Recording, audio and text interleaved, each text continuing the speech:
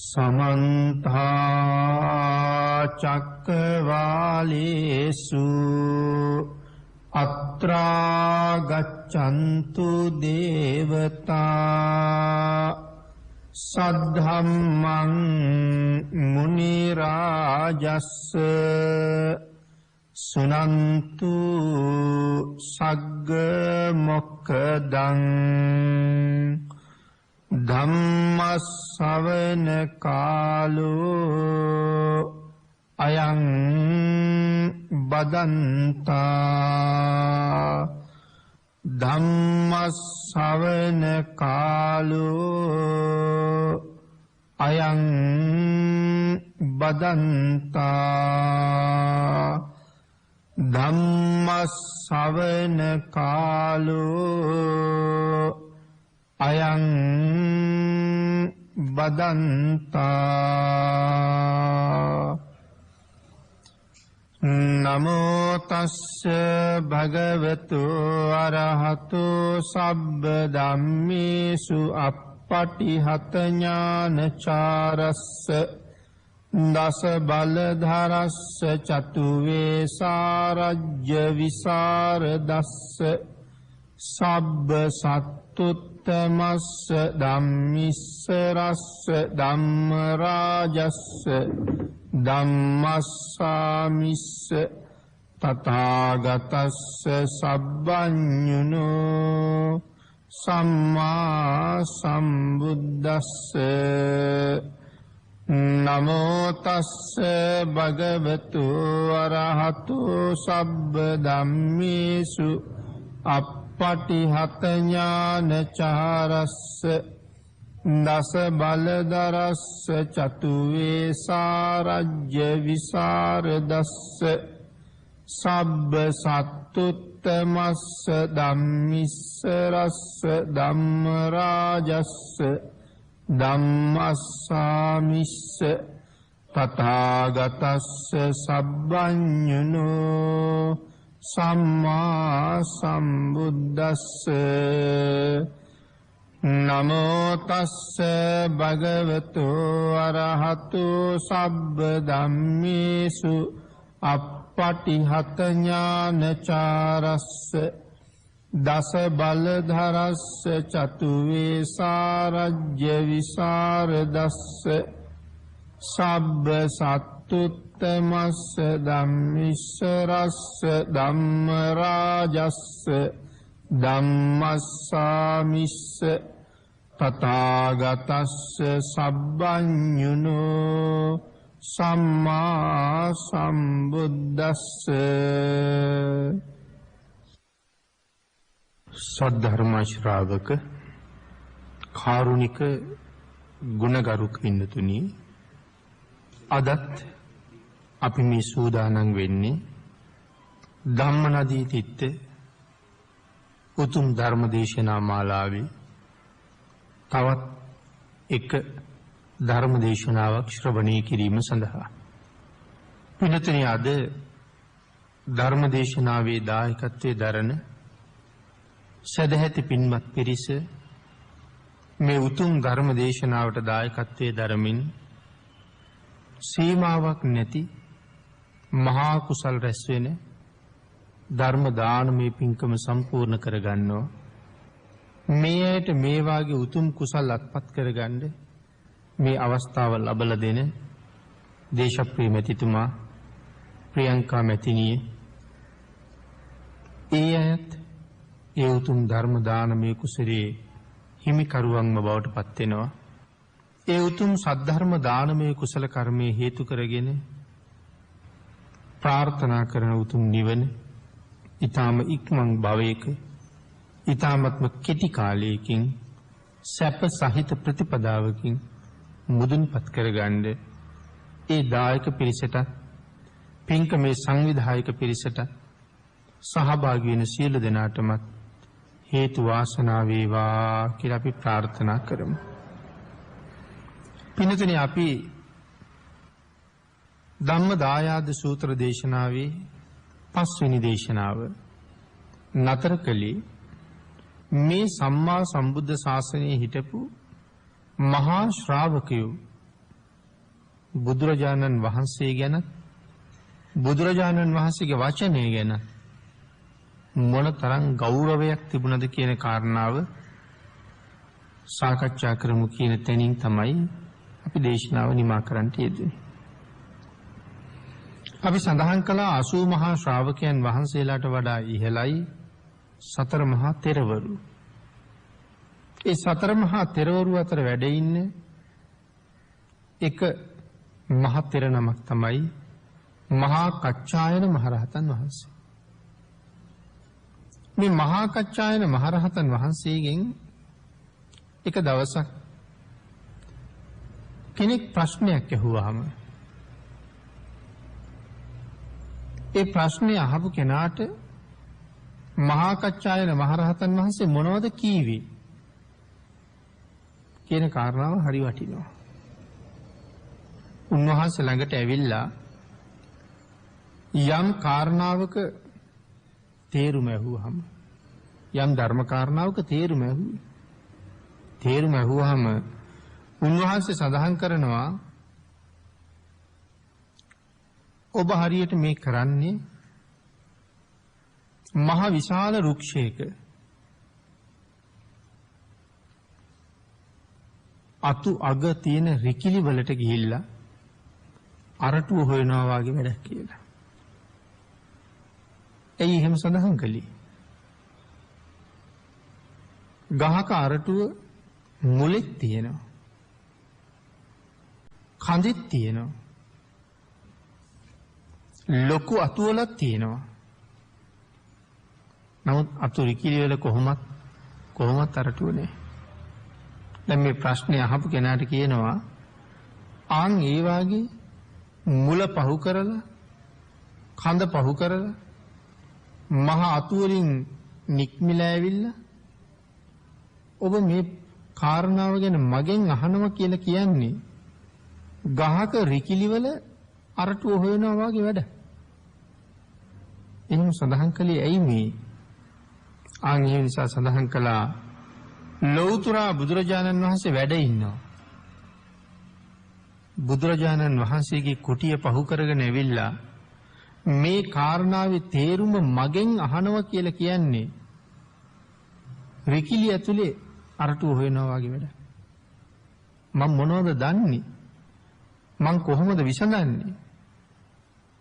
භාග්‍යතුන් වහන්සේ ඉන්නවා. ගිහලා භාග්‍යතුන් වහන්සේගෙන් අහන්න කියන කාරණාවයි මේ කියන්නේ. එතකොට අල්ප මාත්‍ර මානයක් තියෙනවද මන් දන්නවා කියලා. මානෙ තියෙන කිසි කෙනෙකුට මේ ශාසනයේ ඉස්සරහට යන්නත් බෑ. මානෙ නැති කරගන්නමයි ඕනේ. අපි පින්නතුන්ට මතකද? දිවස්ලාභීන් අතර අගතනතුර දරන්නේ අනුරුද්ධ මහරහතන් වහන්සේ. සෝවාන් වෙන්න කලින්ම උන්වහන්සේට සක්වලවල් දහසක් දකින්න පුළුවන් දිවසක් පහළ වුණා. තාම සෝවාන් වෙලාවත් නැහැ. සරියුත් මහරහතන් වහන්සේ ළඟට ගිහිල්ලා කියනවා ස්වාමීනි සාරිපුත්තයන් වහන්සේ මට මාර්ගඵල ලැබුණේ. මට සෝවාන් මගටවත් එන්න බැරි වුණා. නමුත් සක්වලවල් දහසක් බලන්න පුළුවන් දිවසක් මට තියෙනවා. එච්චර තැනක ඉන්න මට තව සෝවාන්වත් වෙන්න බැරි වුණානේ කියලා. සාරිපුත්තයන් වහන්සේ මොකද සඳහන් කළේ? ආයුෂ්මත් අනුරුද්ධ සක්වලවල් දහසක් බලන්න පුළුවන් දිවසක් ඔබට තියෙනවා කියලා හිතෙනවා නම් ඔබ ගාව තාම මානෙ තියෙනවා. යන්න ඒක නැති කරගන්න කියලා. එහෙනම් අපිට මේ ධර්මයේ පිළිබඳව කතා කරනකොට මම දන්නවා කියලා හිතෙනවනම් කවදාවත් මේ ධර්ම මාර්ගයේ ඉස්සරහට යන්න බෑ. අන්න ඒකයි දේශනා කළේ. එකම බණ කීප සැරයක් ඇහුවා. මම ඕක අහලා තියෙනවා මම ඕක දන්නවා කියන හැඟීමට නම් යන්න එපා කියලා. එක 10 පාරක් අහනකොට ඒක ආකාර 10කින් වැටෙනවා. ඒක ධර්මතාවයක් ලෝකේ. එහෙම අහගෙන යනකොට හිතෙනවා සමහර වචන අනිත් කලින් දේශනාවේ මේ වචනේ තිබ්බේ නැද්ද කියලා. ඇයි මට මේ වචනේ ඇහුනේ නැත්තේ කියලා. මොකද මට මුළු දේශනාවම වැටහෙන වචනයක් සමහරලාට 3-4 පාරක් අහනකොට මේ දේශනාව ඇතුලේ තියෙනවා. ආන්ගේ තරම් විශේෂයි. ආන්ගේකින්ද දන්නවා කියන තැන නම් ඉන්න එපා කියලා සඳහන් කළේ. එහෙනම් මේ මහා ශ්‍රාවකයන් වහන්සේ මහා කච්චායනයන් වහන්සේ සඳහන් කරනවා ඇයි බුදුරජාණන් වහන්සේගේ කුටිය පහු කරගෙන ඔය ප්‍රශ්නෙට තේරුම අහන්න මම ගාවට ආවේ. මේකට උත්තර දෙන්න හොඳම සුදුසු කෙනා භාග්‍යතුන් වහන්සේ වැඩ ඉන්නවා. ඒ කියන්නේ මේ මහා ශ්‍රාවකයන් වහන්සේලා බුදුරජාණන් වහන්සේගත් මඟ අල්ප මාත්‍රයකින් වෙනස් කරන්නේ නැහැ කියන එක. අපි මුලින් සඳහන් කළා හරියටම මේ මාර්ගයේ යන අයට කිය උජුපටිපන්නයි කියලා. ඒකයි එම් සඳහන් කළේ. ඊළඟට පින්නතුනි තමන්ගේ දැනුම පිළිබඳව මේ රහතන් වහන්සේලා ඒ තරම්ම නිහතමානී නම් ඒ රහතන් වහන්සේ බුදුරජාණන් වහන්සේ ගැන මෙන්න මෙහෙම විස්තරයක් කරනවා. සෝ ආවුසෝ භගවා එවත්නි ඒ භාග්‍යතුන් වහන්සේ ඥානං ඥානාති. ඒ භාග්‍යතුන් වහන්සේ යම් පමණ මේ ලෝකේ දැනගත යුතු දෙයක් තියෙනවා නම් ඒ සියල්ලම දන්නවා. ඥානං ඥානාති. රහතන් වහන්සේ කියන්නේ මම මේ ඔක්කොම දන්නේ. නමුත් දැනගත යුතු තාක් මේ ලෝකේ යමක් තියෙනවා නම් ඒ සියල්ලම ඒ භාග්‍යතුන් වහන්සේ දන්නවා. පස්සං පස්සති. මේ ලෝකේ දැකිය යුතු දෙයක් තියෙනවා නම් ඒ දැකිය යුතු සියලුම දේවල් ගැන ඒ භාග්‍යතුන් වහන්සේ දන්නවා. ඒ භාග්‍යතුන් වහන්සේ ඒක මනාව දකිනවා. පිනතරේ කියන්නේ බුදුරජාණන් වහන්සේ ලෝක තුනක් දකිනවා. ලෝක තුනක් දකිනවා කියලා කියහම මොන වාගේ ලෝක තුනක් ගැනද මේ සඳහන් කළේ? ලෝක තුනක්. එහෙම නැත්නම් මාන තුනක් කියලා කියන්න පුළුවන්. විශේෂයෙන් සඳහන් කරනවා අපි ඉන්න අවකාශ ලෝකය ගැන. බුදුරජාණන් වහන්සේට තරම් දැනුමක් මේ ලෝකෙ වෙන කාටවත් නැහැ. අවකාශ ලෝකය. ඊළඟට සඳහන් කළා මේ අවකාශ ලෝකය සාමාන්‍ය කෙනෙකුට කොහොමවත් තේරෙන්නේ නැහැ. භාග්‍යතුන් වහන්සේට වැටහෙනව පුදුම විදිහට මේ අවකාශ ලෝකය ගැන. මොකද පින්නතුනි මේ ලෝකෙ ගැන අපි මොනවද දන්නේ කියන කාරණාවටයි එතකොට යන්න ඕනේ. මේ ජීවත් වෙන ලෝකෙ ගැන අපි මොනවද දන්නේ? මේ මහනුවර අපි මහනුවර හැමතැනම ඇවිදලා තියෙනවද? මේ මහනුවර හැමතැනම අපි දන්නේ නැහැ. මහනුවර හැමතැනම අපි දන්නේ නැත්තම් ලංකාවේ හැමතැනම අපි කොහොමද දන්නේ නේ? එතකොට මේ තමන් ඉන්න ගමේ නමුත් වැවේ පතුල ගැන අපි දන්නේ, ගඟේ පතුල ගැන දන්නේ, මහ මුහුද ගැන දන්නේ නැහැ. මේ ලෝකේ කවුද මහ මුහුද ගැන දන්නේ? මේ ලෝකේ මහ මුහුද ගැන දන්න කෙනෙක් නැහැ. කොච්චර ගැඹුරුද? කොච්චර ජලය තියෙනවද? දැන් වර්තමාන වෙනකොට ඒකට කෙනෙකුට හිතන්න පුළුවන් මුහුදේ තියෙන ප්‍රමාණය අනුමාන කරලා නොයි කිරුම් මිනුම් ඔස්සේ සාගර ජලයේ බර මෙච්චරයි කියලා වර්තමානයේ කතා කරනවා. නමුත් ඒක හරියටමද?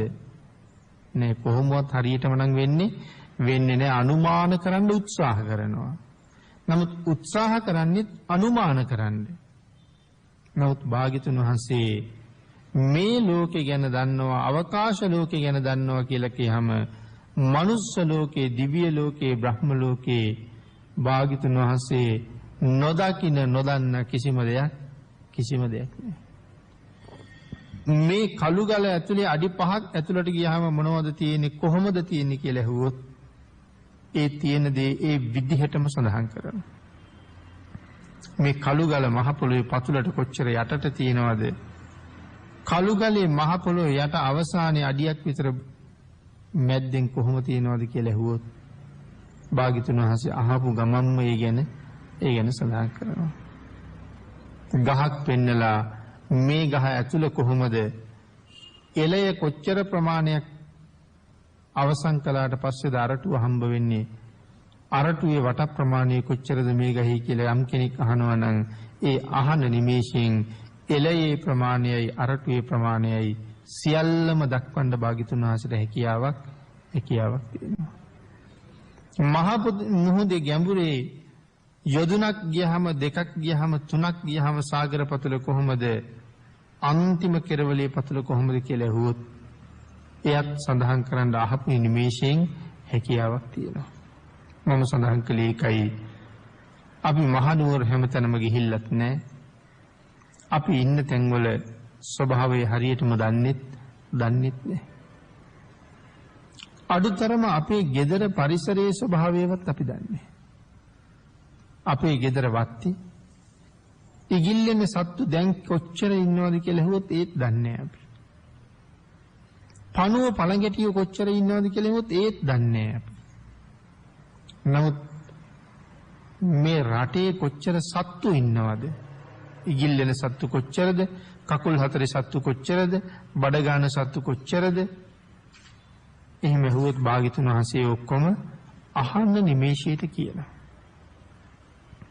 ආංගිකයි මේ අවකාශ ලෝකය ගැන බුදුරජාණන් වහන්සේට තියෙන්නේ පුදුම දැනුමක් කියලා සඳහන් කළේ.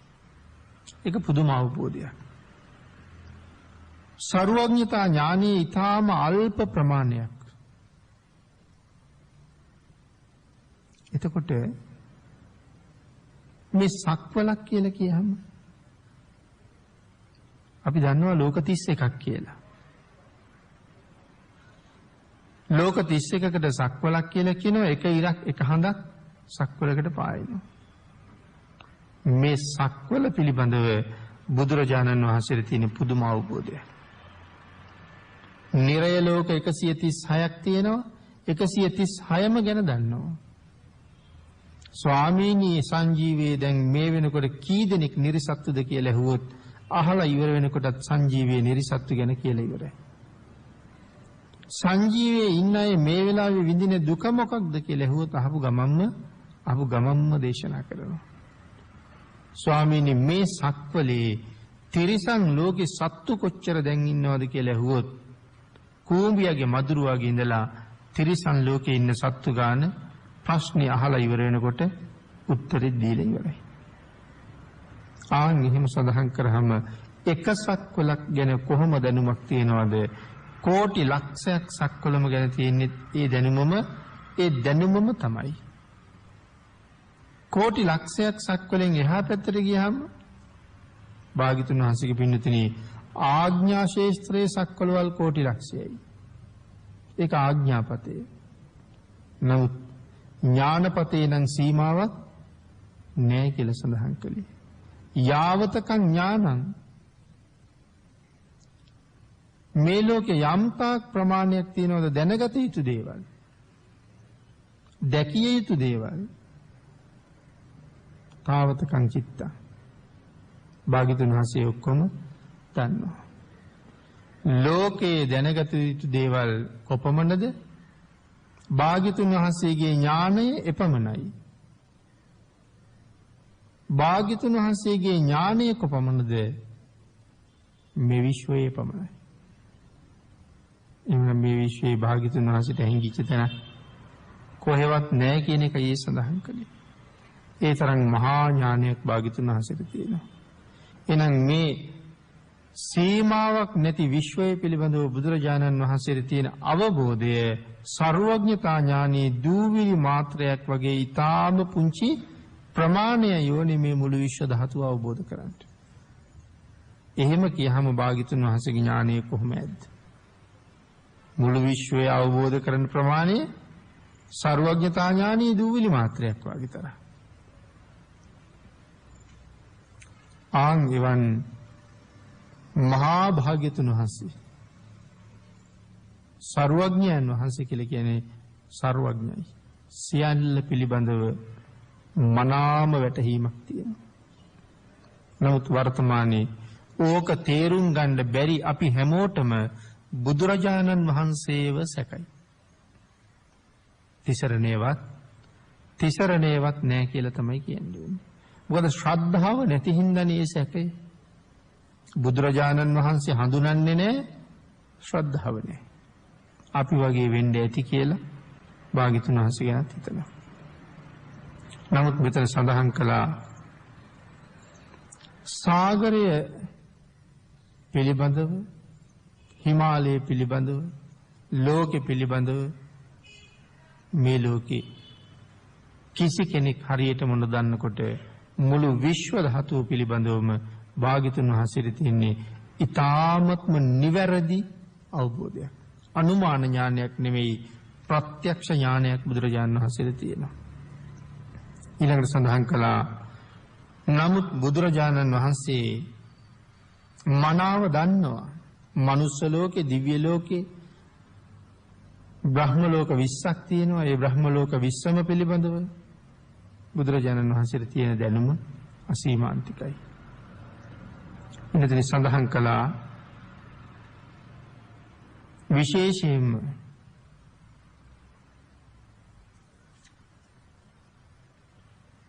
ශීරපතේ.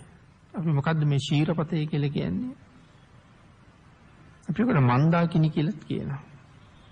මේ මන්දාකිනියක ලෝක කොච්චරක් තියෙනවද කියන කාරණාව සඳහන් කරනවා. සක්වලවල් 1000ක්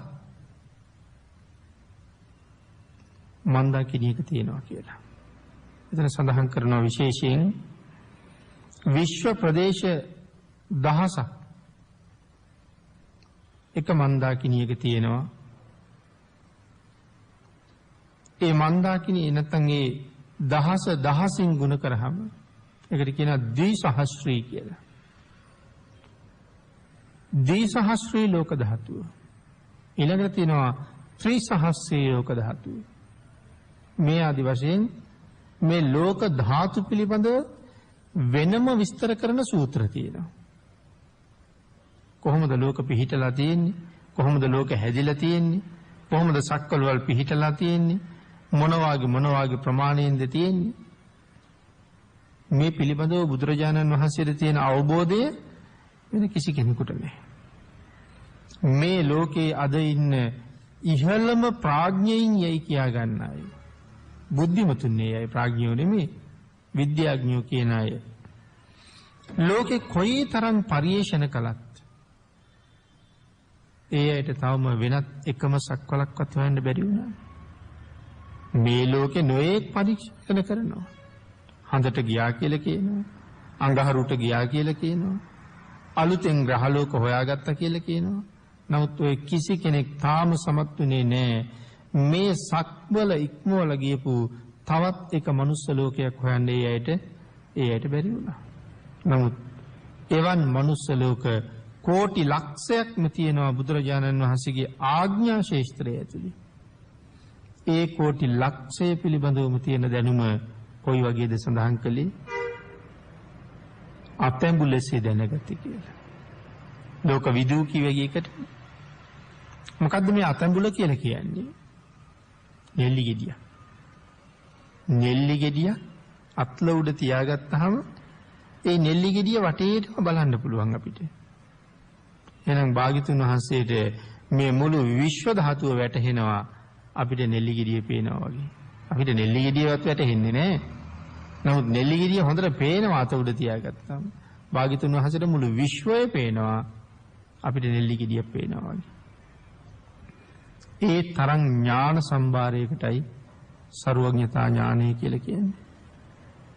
ඒ නිසා සඳහන් කළා ලක්ෂ ගණන් කෝටි ගණන් සීමාවක් නැති මේ ලෝක. භාග්‍යතුන් වහන්සේ දන්නවා. ඊළඟට පින්නතුනි මජ්ක්‍ධිම කාලෝක ධාතු කියලා කියන්නේ මොනවද? මිලියන ගණන් ට්‍රිලියන ගණන් මේ ලෝක ධාතු ගැන විස්තර කරනවා. දසලක්ෂයකින් ගුණ කරාම කොච්චර ප්‍රමාණයක් එනවද? ඒ වගේ මේ ලෝක විදූ ඥානය විස්තර කරන තැන මේ ලෝක ධාතු පිළිබඳව භාග්‍යතුන් වහන්සේට තියෙන අවබෝධය හරි අපූර්වට විස්තර කරනවා. ඒක හරි විචිත්‍ර විස්තරයක්. මේ මිලියන් ට්‍රිලියන් ගණන් වලින් භාග්‍යතුන් වහන්සේට වැටහෙන හැටි. ඒ වගේ ලොකු අවබෝධයක් තියෙනවා. මෙන්න මේ විශ්ව ප්‍රදේශයට කියනවා භාග්‍යතුන් වහන්සේගේ ආඥා ශේස්ත්‍රය කියලා. ඒ කොච්චරකටද? සක්වලවල් කෝටි ලක්ෂයකට ආඥා ශේස්ත්‍රය කියලා කිව්වා. ඊළඟට භාග්‍යතුන් වහන්සේගේ වචනය ඒ සක්වලවල් කෝටි ලක්ෂයටම පැතිරෙනවා කියලා කියන්නේ. එක වචනයක් කිව්වොත් ඒ සක්වලවල් කෝටි ලක්ෂයටම ඒක ආඥාවක්. ඒක අනකිරීමක්. මේ කෝටි ලක්ෂයක් සක්වලටම ඇහෙන්න කතා කරනවා. අපිට තේරෙන්නේ නැහැ නේ බුදුරජාණන් වහන්සේ එතකොට. ඒකනේ බුදුන් සරණ යන්න මෙච්චර අමාරු. බුදුන් සරණ යන්න මේ ලෝකේ තියෙන අමාරුම කාර්යය ඒකයි කියලා කිව්වේ ඒකනේ. මේ සක්වල හැර තව සක්වලක් මේ තරම් විද්‍යාඥ දියුණු කාලේ හම්බ වුණෙත් නැත්තම් ඒ වාගේ සක්වලවල් කෝටි ලක්ෂයක් භාග්‍යවතුන් වහන්සේගේ ආඥා ශේස්ත්‍රය නම් ජේතවනාරාම සුගන්ධ කුටියේ ඇතුලේ ඉඳලා මේ සක්වලවල් කෝටි ලක්ෂයටම ඇහෙන්න කතා කරන්න පුළුවන් නම් මේ කාරණාව තේරුම් ගන්න පුළුවන් කොහොමද? ශ්‍රද්ධා මාත්‍රයෙන් මිසක් වෙනනම් කිසි ප්‍රඥාවකින් මේක තේරුම් ගන්න අපිට බැරි වෙයි. ශ්‍රද්ධාව නිසායි පුළුවන්. බුදුරජාණන් වහන්සේට එහෙම පුළුවන් කියන එක මට සැක නෑ කියලා දරන්න විතරයි පුළුවන්. අපි දැන් ප්‍රථම සූත්‍රයක ගාථාවක් කෙටියෙන් සිහිපත් කළා. වරු වරඤ්ඤු වරදු වරහරු. මේ රතන සූත්‍රය මේ සක්වලවල් කෝටි ලක්ෂයටම ආඥාව පතරවල කරපු දේශනාවක්. සුළුපටු සූත්‍රයක් නෙමෙයි. සක්වලවල් කෝටි ලක්ෂයටම එනවා. ධම්මචක්කප්පවත්තන සූත්‍රයත් එහෙමයි. මේ ආදී සූත්‍ර ගණනාවක් තියෙනවා. කෝටි ලක්ෂයක් සක්වලටම දේශනා කළා.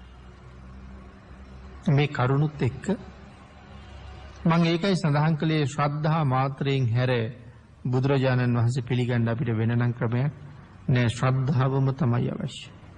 මේ ශාසනයේ මුල, මේ ශාසනයේ එක ශ්‍රද්ධාව. ශ්‍රද්ධා බීජං තපෝට්ටි පඤ්ඤාමේ යුගනංගල. භාග්‍යවතුන් වහන්සේක තැනක දේශනා කරනවා. ශ්‍රද්ධාව නිසයි පැලවුනේ. එහෙනම් එක ශ්‍රද්ධාවයි. මෙතන සඳහන් කළා බුදුරජාණන් වහන්සේගේ වචනේ තරම් දුරට ඇහෙනවා. විශේෂයෙන් අදිෂ්ඨාන කරලා දේශනා කළොත් සීමාවක් නැති සක්වලවල් ඔස්සේ ඒ වචනේ පැතිරලා යනවා කියලා. අදිෂ්ඨාන කළොත් කෝටි ලක්ෂයක් සක්වලින් එහා පැත්තට කතා කරන්න ඕනේ කියලා.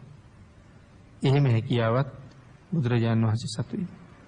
කෝටි ලක්ෂෙන් සීමා වෙන්නේ නැහැ. කොහොමත් කෝටි ලක්ෂයේ ආඥාව පැතිරෙනවා.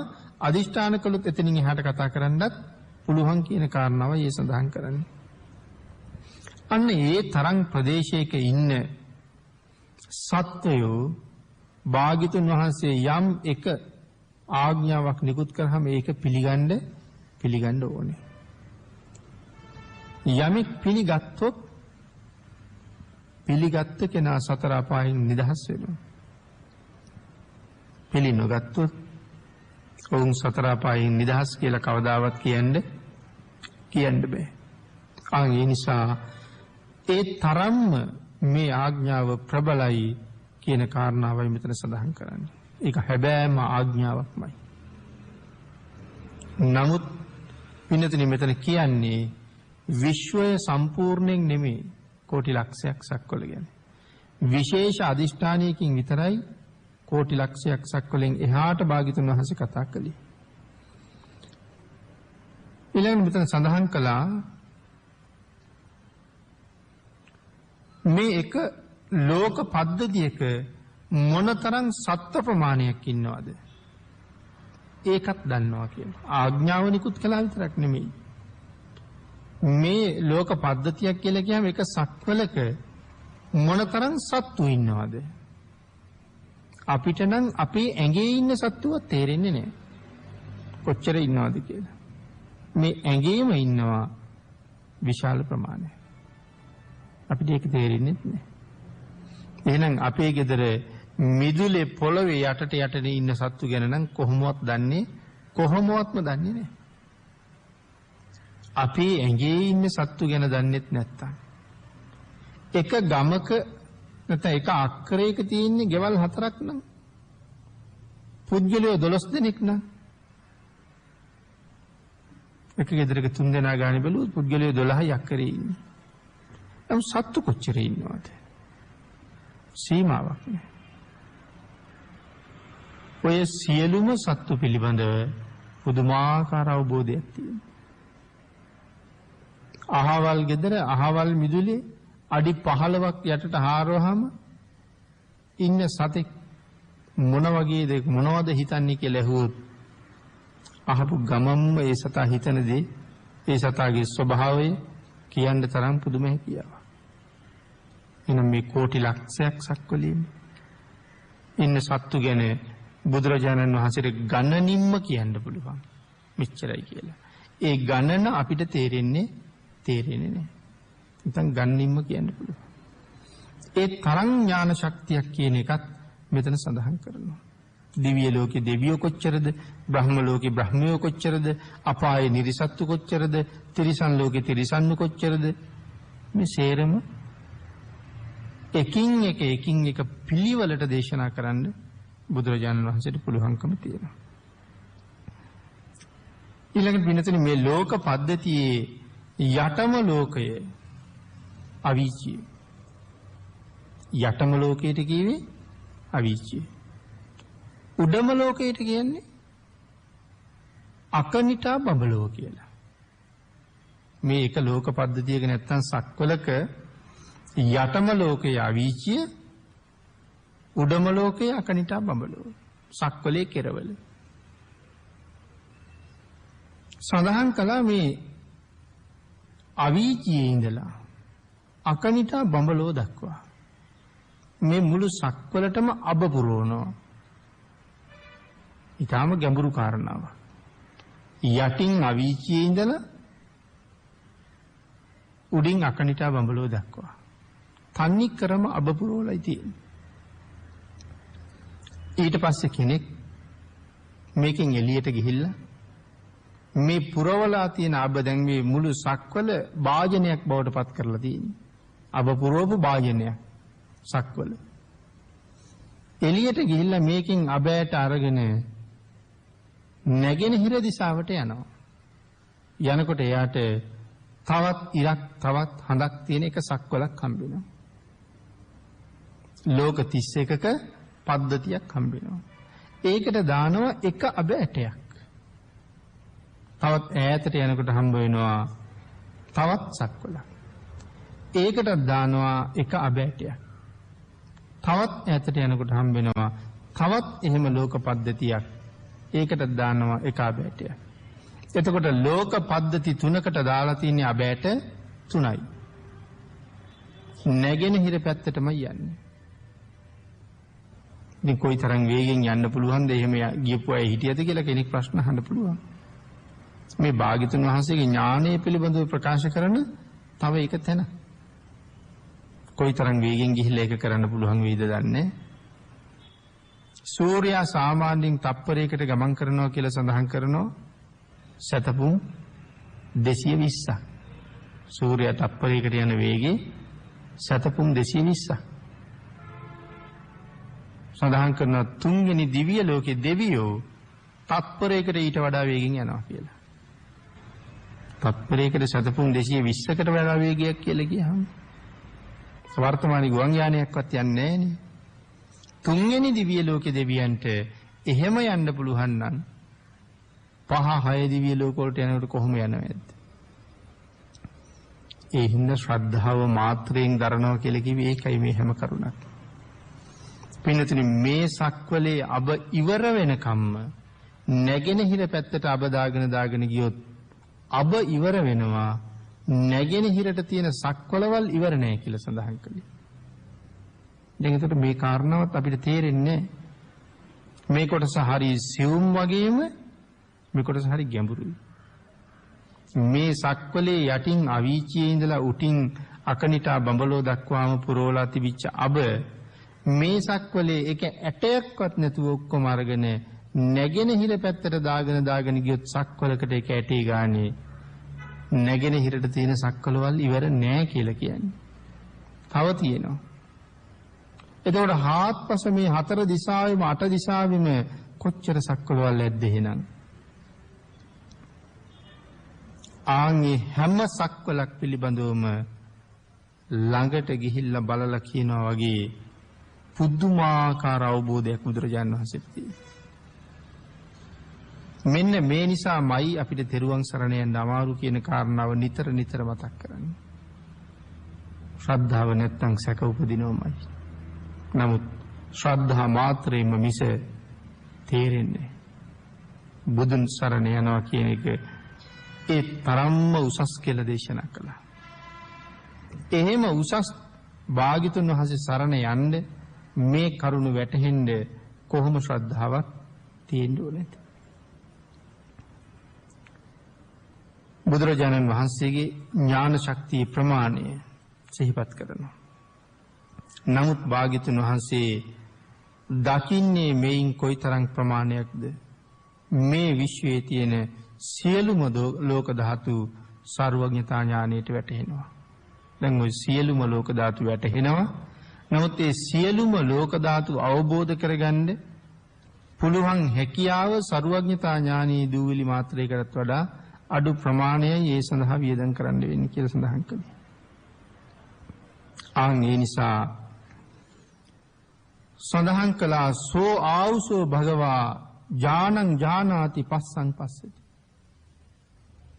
සෝ ආවුසෝ භගවා එවත්නි ඒ භාග්‍යතුන් වහන්සේ ඥානං ඥානාති දැනගත යුතු තාක් සියලු දේ දන්නවා. පස්සං පස්සති දැකිය යුතු තාක් සියලු දේ දකිනවා. එතකොට මේ දැනගත යුතු තාක් සියලු දේ දන්නවා කියලා කියහම නිවනයි නිවනට යන මගයි විතරක් නෙමෙයි දන්නේ. අසීමාන්තික මුළු විශ්ව ධාතුවම දන්න නිසායි ඥානං ඥානාති කියලා කියන්නේ. ඒකට බාන්නක මේ ඥානං ඥානාති කියන වචනය මොන තරම්නම් ගැඹුරු අදහසක් පැහැදිලි කරනවද කියලා. පස්සං පස්සති කියන වචනේ කොයි තරම් ගැඹුරු අදහසක් පැහැදිලි කරනවද කියලා. මේ 84000ක් ධර්මස්කන්ධයේ එකදු වචනයක්වත් පින්නතුනි සැහැල්ලුවෙන් ගන්න වචනයක් නන්නේ. මෙන්න මේ අසීමාන්තික ගුණ ගැබ් උන වචන ඇතුලේ මගේ නිවනත් කොතන හරි තැනක තියෙනවා. මම නිවනට යන මම නිවන් දක්වන වචනය මේ අතර කොතන හරි තියෙනවා. වීරය වඩන්න ඕනේ මගේ නිවන ඒ වචන ඇතුලේ කොතනද තියෙන්නේ කියලා හොයන්න. වීරය වඩන පුද්ගලයාට ඒක හොයන එක පහසුයි. දැනගත යුත්ත දන්නවා දැකිය යුත්ත මනාව දකින්නවා. මේ සියලුම ලෝක සත්ත්ව ලෝක අවකාශ ලෝක විශේෂයෙන් සත්ත්ව ලෝකයයි අවකාශ ලෝකයයි මේ දෙක සම්බන්ධ වුණ තව ලෝකයක් තියෙනවා සංස්කාර ලෝකය කියලා. සත්ත්ව ලෝකයයි අවකාශ ලෝකයයි දෙක සම්බන්ධ කරපු ලෝකයක් තියෙනවා සංස්කාර ලෝක. එහෙනම් මේ ලෝක තුන ගැනම පුදුම අවබෝධයක් තියෙනවා. මොකද මේ හැම විශ්වයේම ওই ටික තියෙනවා. ඒ පිළිබඳව පුදුම දැනුමක්. අවකාශ ලෝකය හෝ සත්ත්ව ලෝකය හෝ සංස්කාර ලෝකය කියන මේ ලෝක තුනම අවකාශ ලෝකය සංස්කාර ලෝකය සත්ත්ව ලෝකය කියන මේ ලෝක තුනම ගැන බුදුරජාණන් වහන්සේට මනා අවබෝධයක් තියෙන නිසා භාග්‍යතුන් වහන්සේට ප්‍රශංසාත්මක නාමයක් තියෙනවා කියලා සඳහන් කරනවා. මොකක්ද මේ ප්‍රශංසාත්මක නාමය? ඒක තමයි අපි මුලින්ම සඳහන් කළා ලෝක විදූ කියලා නමක් තියෙනවා. නවාරහාදී බුදු ගුණවල තියෙන හැම වචනයක්ම ඒ හැම ගුණයක්ම බුදුරජාණන් වහන්සේට ප්‍රශංසාත්මක නාමමයි. අරහං කියලා කිව්වෙත් ප්‍රශංසාත්මක වචනයක්. ප්‍රශංසා කරන භාග්‍යතුන් වහන්සේට ඔබ වහන්සේ අරහං වුණා. අරහං කියන්නේ මේකටයි ඔබ වහන්සේ අරහං. එහෙනම් ලෝකේ අරහං කියන වචනේ තේරුමට භාග්‍යතුන් වහන්සේ සුදුසුයි. සම්මා සම්බුද්ධ කියන වචනේ තේරුමට භාග්‍යතුන් වහන්සේ සුදුසුයි. එහෙම සුදුසු ලෝකයේ අතිශය දුර්ලභයි කලාතුරකින් පහළ වෙනවා. විද්‍යාචරණ සම්පන්න කියන වචනේ තේරුම මොකක්ද? ඒකට සමානයි නම් භාග්‍යතුන් වහන්සේ විතරයි. සුගත, ලෝකවිදු මේ හැම වචනයක්ම ප්‍රශංසාත්මක වචන. එහෙනම් අපි මේ කතා කරගෙන ආපු ලෝක ධාතු පිළිබඳව තියෙන අවබෝධය නිසා භාග්‍යතුන් වහන්සේට ලෝකවිදු කියලා ප්‍රශංසාත්මක නමක් තියෙනවා.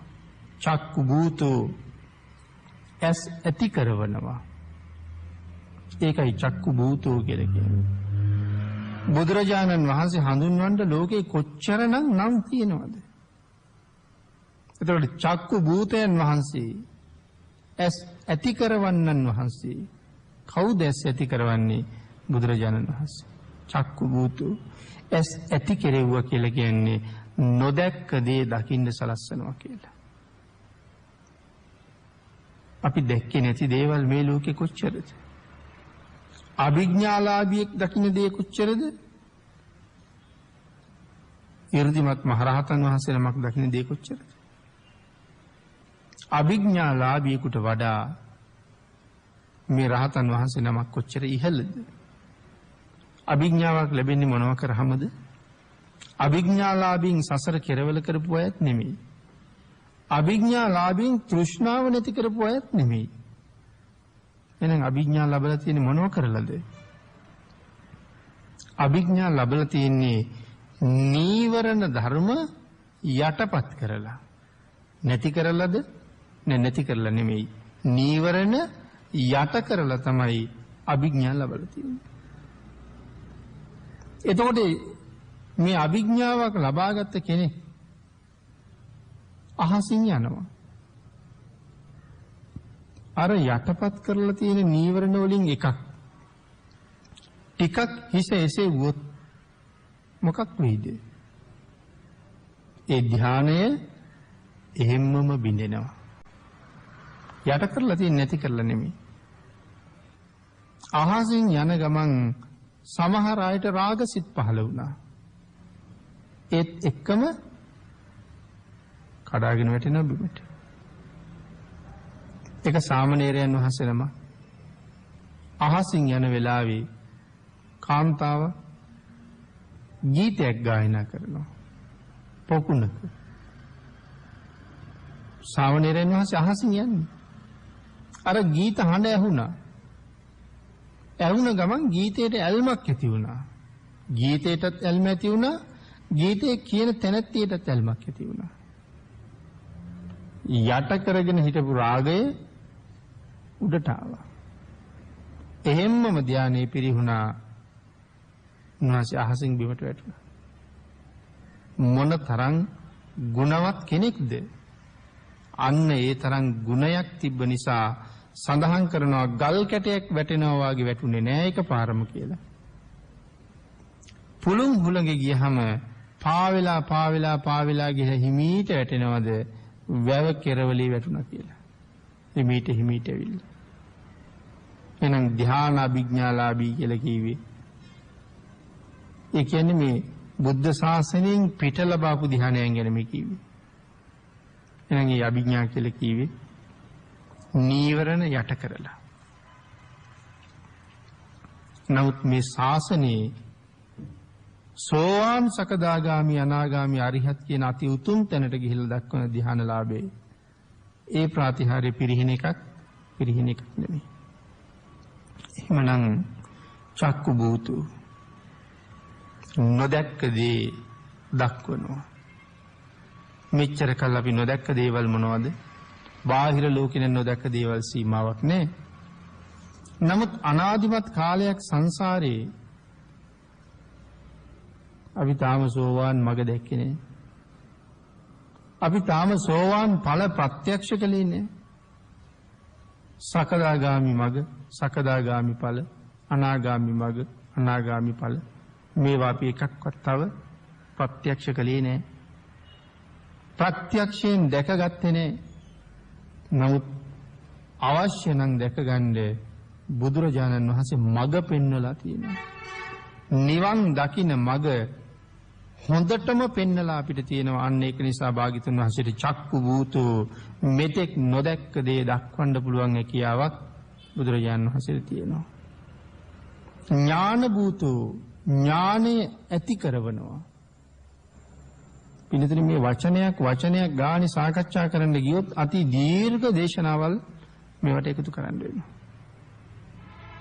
ඥාන භූතෝ කියලා කිව්වේ ඥානය ඇති කරවනවා. අපිට තාම හරියටම මේ කියන ඥානය අපි කාටවත් පහළ වෙලා නැහැ. ඒක පහළ වුණා නම් අපිට හැඟෙන්නෙම මේ ඉන්න විදිය හොඳ නෙම නෑ කියලා. සංසාරේ ගැන වැටහෙන්නේ, සසර දුක වැටහෙන්නේ නෑ. දුකයි කියලා ඕන තරම් ධර්මදේශනාවල් වල අහනවා. සසර භයානකයි, මෙහෙම දඬුවම් තියෙනවා, අපායවල් තියෙනවා කියලා මොන තරම් ධර්මදේශනාවලට අහනවද? ඒ ඇහුවත් සුළු ලාභයක් තකා නිරයට යන්න පව් කරනවා මිනිස්සු. බොරුවක් කියන්න ගියහම රුපියලට දෙකටත් බොරු කියනවා. මොන වටිනාකමක්ද? අද රුපියලක් දීලා තොපියක්වත් ගන්න බැරි තරම්. නමුත් මිනිස්සු බොරු කියනවා රුපියලට දෙකට. අපි හිතන්නකෝ අපි යනවා වී විකුණන්නේ.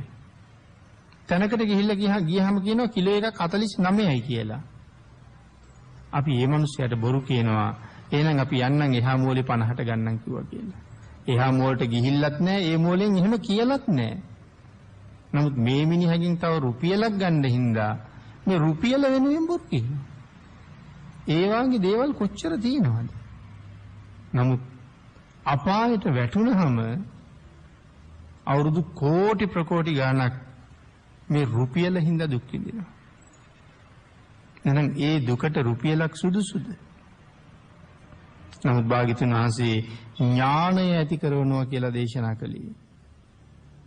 මෙන්න මේ සතර අපාය පිළිබඳව අවබෝධය ඇති කරවලා කවදාවත් පන්සිල් උල්ලංඝනය කරන්නේ නැති අය බවට පත් කරනවා.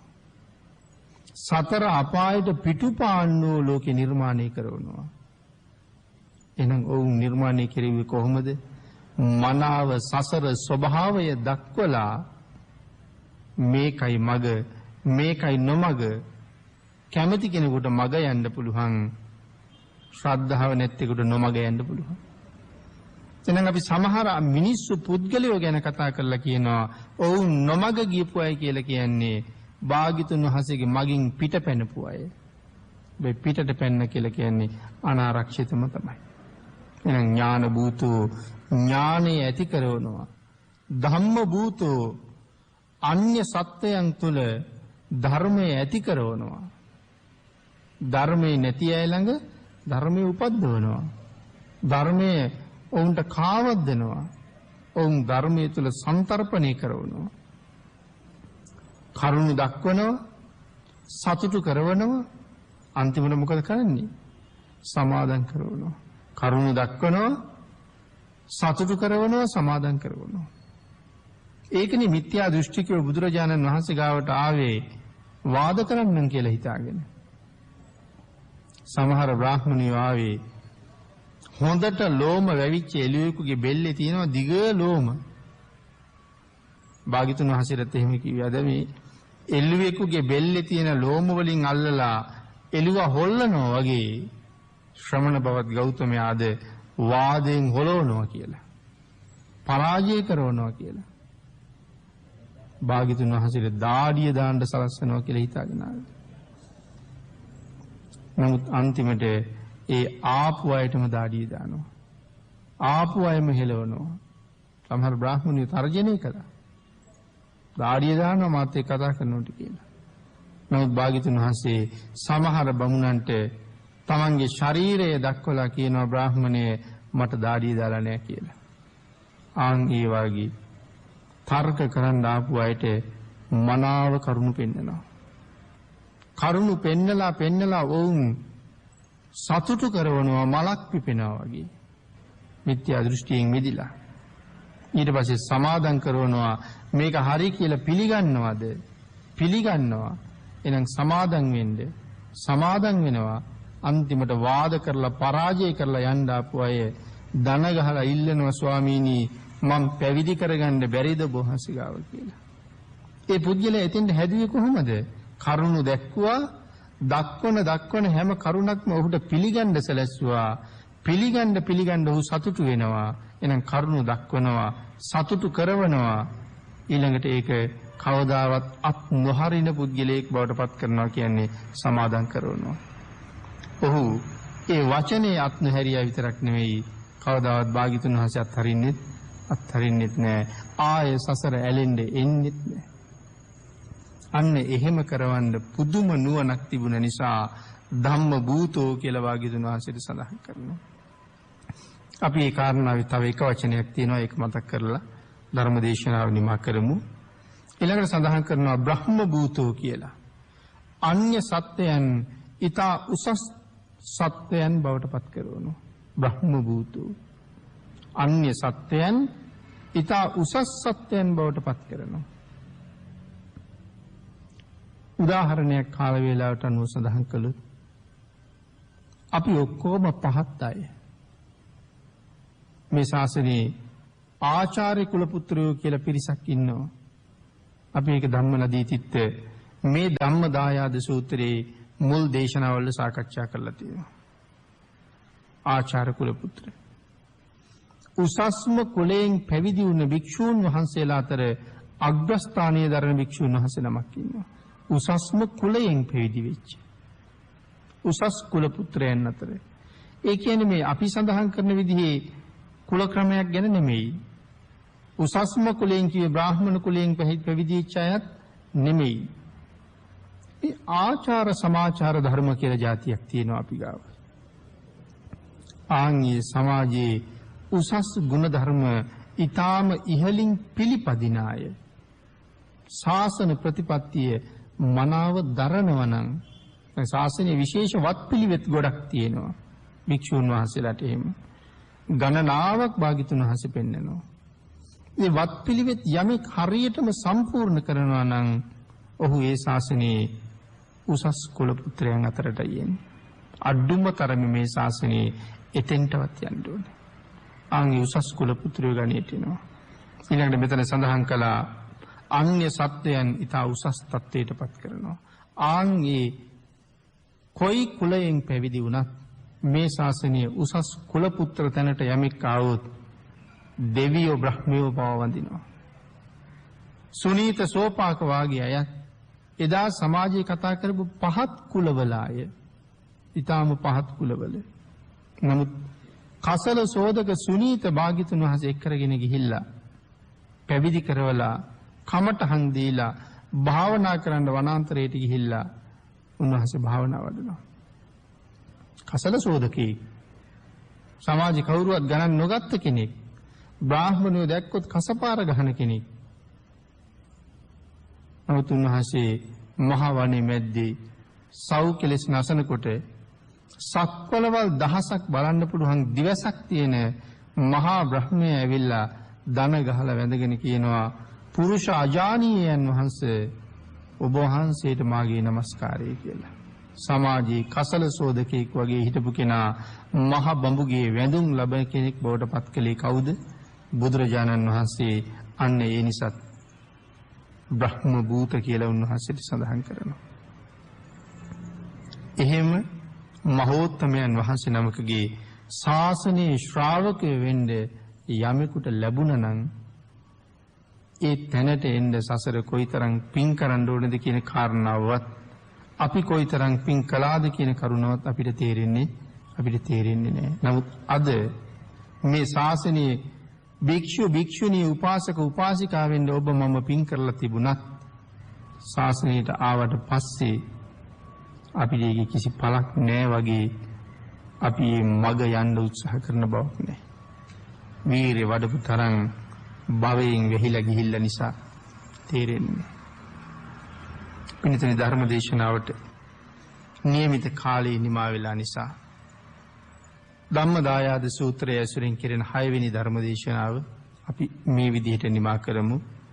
අද ධර්මදේශනාවේ සදැහැති දායකත්වයේ සපයන්නේ මහනුවර දීගල පදිංචි එච්.එම්. අනුලා හේරත් උපාසිකා මාතාව, එච්.එම්. හේරත් මහත්මිය, ඒ.එම්.ජී. දයාවතී මණිකේ මහත්මිය, ආර්.එම්. අමරාවතී මණිකේ මහත්මිය, ලලිතා රංජනී මහත්මිය සහ මහනුවර සූරියගොඩ පදිංචි රත්නා කුමාරී මහත්මිය විසින් තමයි අද දේශනාවේ දායකත්වයේ දරනු ලබන්නේ. උතුම් අරමුණු කීපයක් සිහිපත් කරනවා.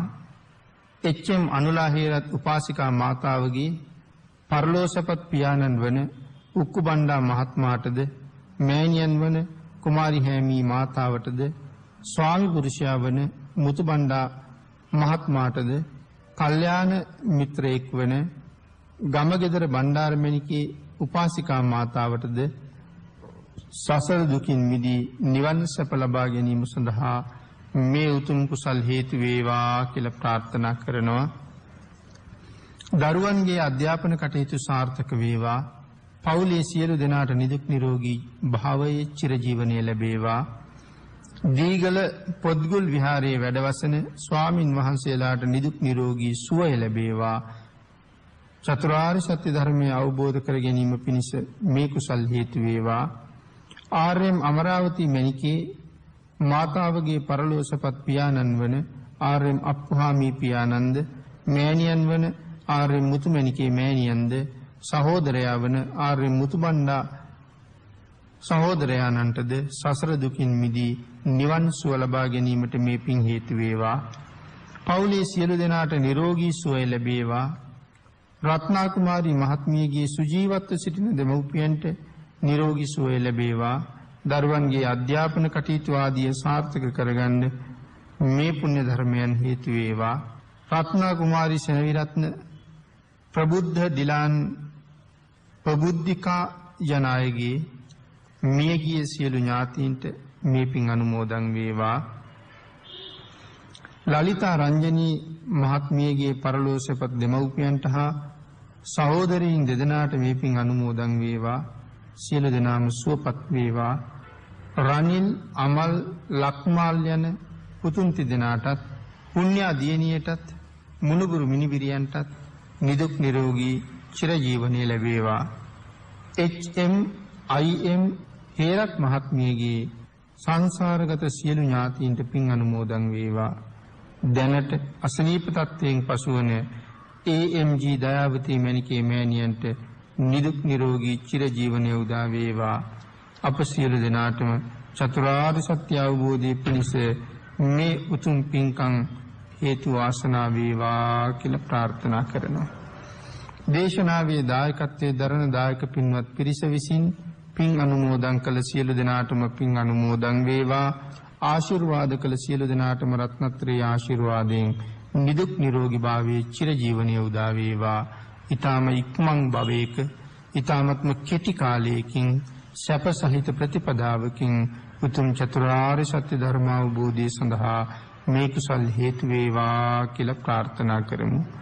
ආකාශට්ඨා ච බුම්මට්ඨා දේවා නාග මහිද්దికා පුඤ්ඤන්තං අනුමෝදිත්වා චිරං රක්ඛන්තු ලෝක සාසනං.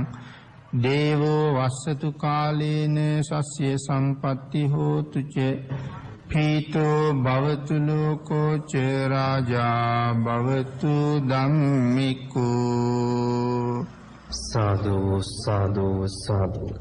පින්වත්නි, ඔබ අප සියලු දෙනා කැමැති සිටින් ඒ උතුම් සදහම් දේශනාව සිදු කළ පූජ්‍යපාද කෝරළේ